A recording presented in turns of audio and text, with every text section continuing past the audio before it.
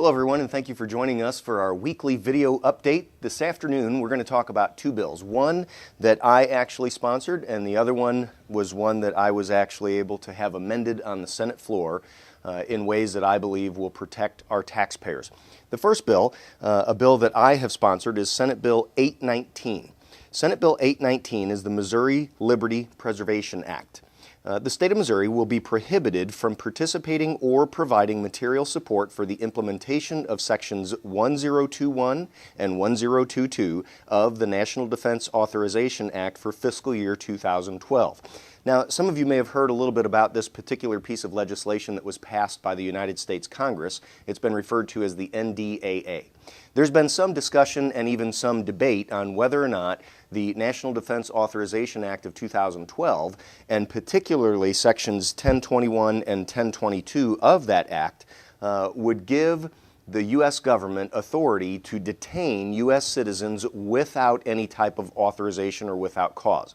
While that debate continues, I just thought it would be important that Missouri would take measures to say if that possibility exists, if the NDAA does indeed open the door for American citizens to be detained without a warrant and without due cause, we as a state certainly want to take measures to keep that from being able to happen in the state of Missouri.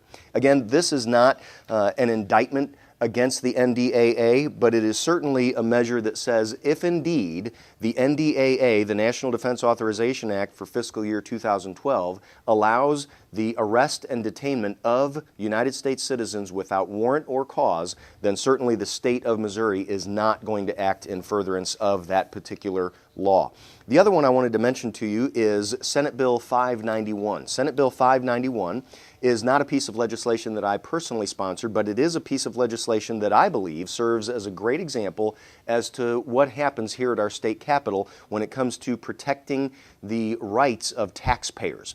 It used to be that the county assessor would be able to evaluate your vehicle each year for the purpose of calculating your personal property taxes based on one publication, the evaluation found in one single publication.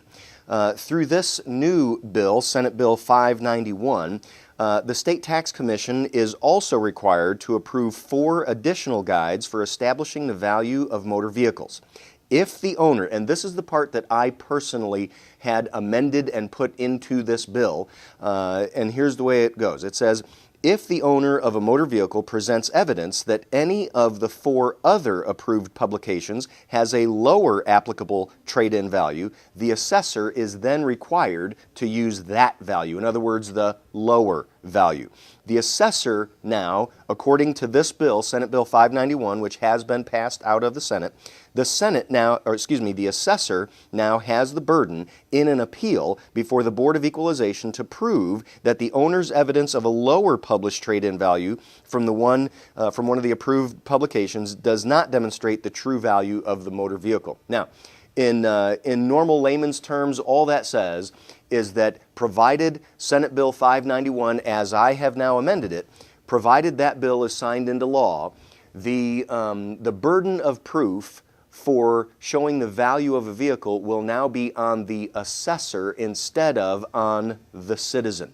I believe it's important that when we're looking at things like taxes, and particularly when we're talking about a tax like personal property tax, a tax that I don't agree with anyway, because I believe that it's almost government extortion to make you pay taxes on something you've already paid for, but particularly on those types of taxes when we figure out how they will be calculated, I believe that every benefit should be extended to the citizen and not to the government. And so that's why I was involved in making sure that Senate Bill 591 was amended in a way to protect Missouri citizens.